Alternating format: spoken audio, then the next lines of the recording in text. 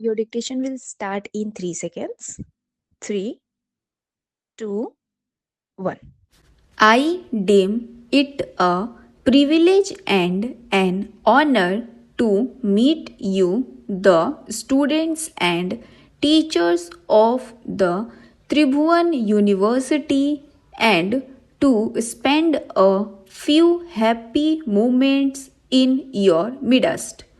For one who, like me, has been a teacher all his life, it is always a stimulating and encouraging experience to meet young students and scholars engaged in the pursuit of knowledge and discovery.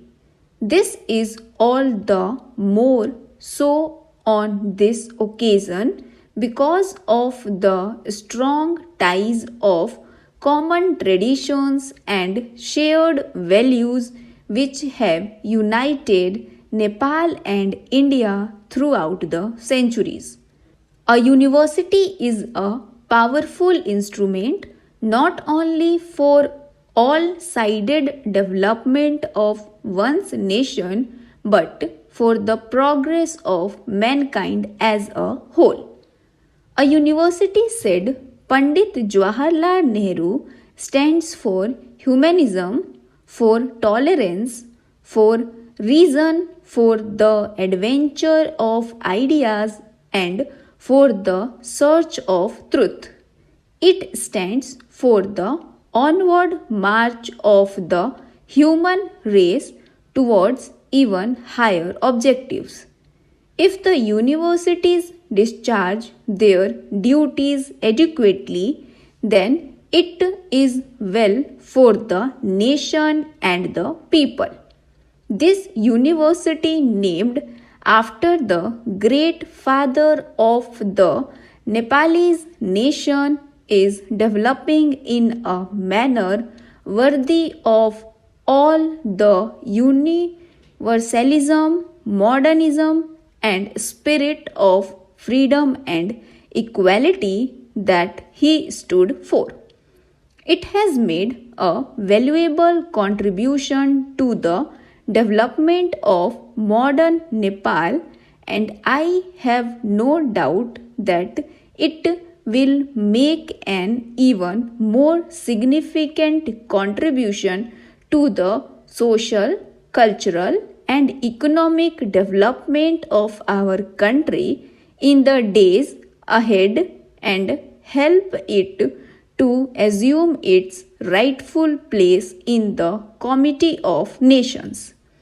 I am extremely happy that we in India have fully associated ourselves to the best of our ability in the building up of this great university from its very inception.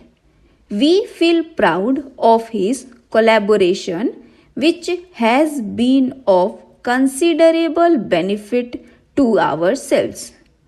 I feel particularly happy to be associated with the construction on this beautiful campus of a new building which has been named after Mahatma Gandhi, whose birth centenary year is now being celebrated in India and in several other countries of the world.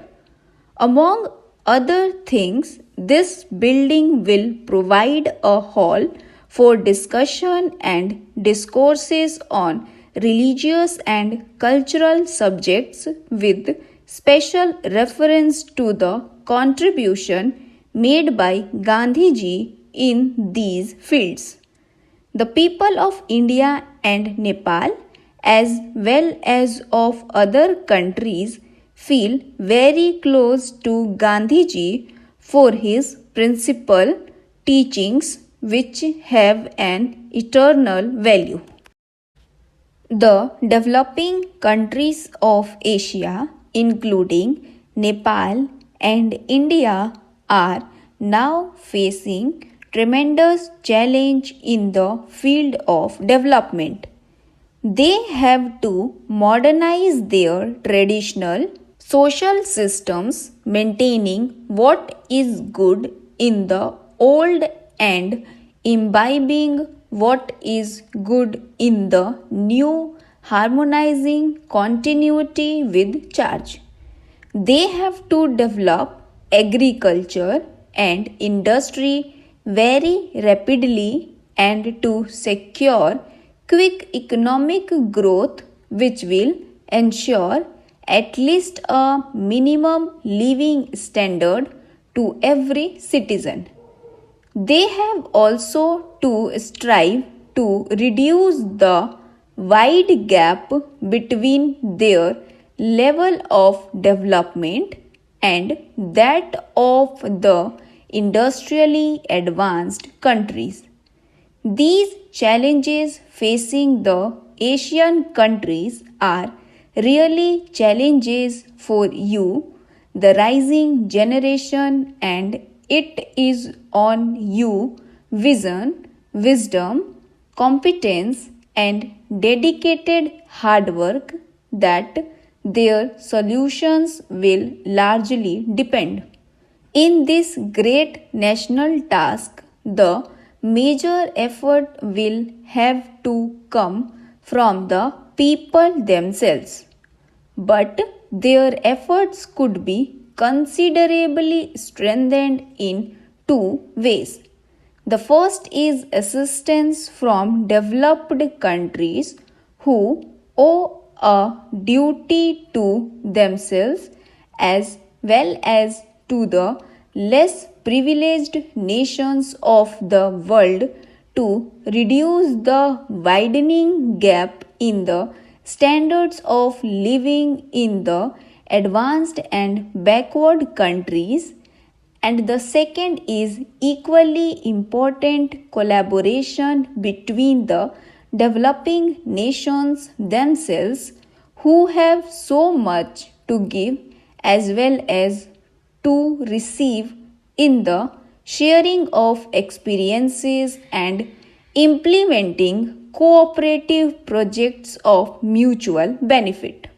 Every nation and every generation has to fight anew its own battles for freedom, freedom from hunger and want, diseases, and ignorance from foreign domination, economic and political.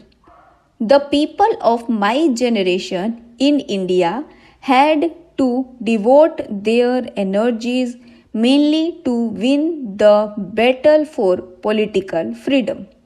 But now, the people of your generation, both in Nepal and in India, have to fight other and more difficult battles, the battles for freedom from ignorance, from hunger, from degrading poverty, and from all such other things that impede the full development of the human personality.